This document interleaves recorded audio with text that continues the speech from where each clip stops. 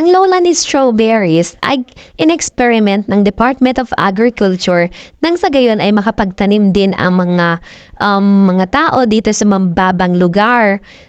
Kadalasan kasi ang strawberries ay nabubuhay sa mga bundok like ang Baguio. Doon natin kadalasan nakikita ang mga tanim na strawberries. That is why nag-experiment ang Department of Agriculture na gumawa din ng strawberry na para sa mga lowland para makapagtanim din ang mga tao dito sa lowlands.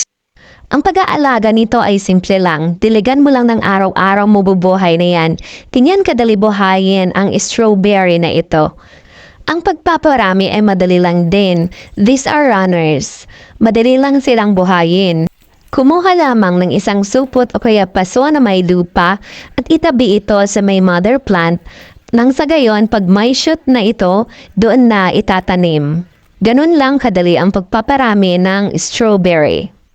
Kapag ito ay lumago na at napansin niyang stable na ang kanyang roots, pwede niya na siyang ihiwalay sa kanyang mother plant.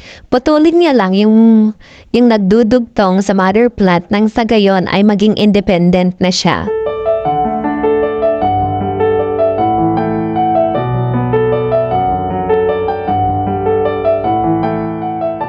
Ang susunod na gawin ay ilagay muna siya sa bright shaded area nang sa gayon ay hindi siya mabigla sa init ng araw, lalo na ngayon at super init ng panahon.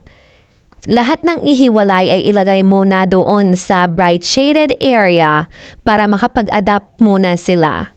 Diligan lang sila araw-araw at sprinkle ng tubig every afternoon.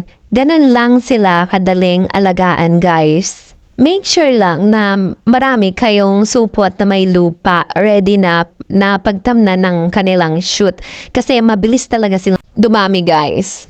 So, ano pang hinihintay nyo? Magtanim na kayo ng strawberry sa inyong bakuran nang sa gayon, hindi nyo na kailangan pumunta pa ng Baguio para mag-strawberry picking. Saan ka pa? Bakuran mo lang mag-strawberry picking ka. O diba, bongga? Pwede rin kayong mag-apply ng fertilizer kung gusto nyo maging healthy pa sila, yung mas malulusog pa sila, guys. At pag namulaklak na ang mga ito, pwede nyo din sprayhan ng foliar fertilizer nang sa gayon mas matamis pa at mas malalaki pa ang kanyang bunga.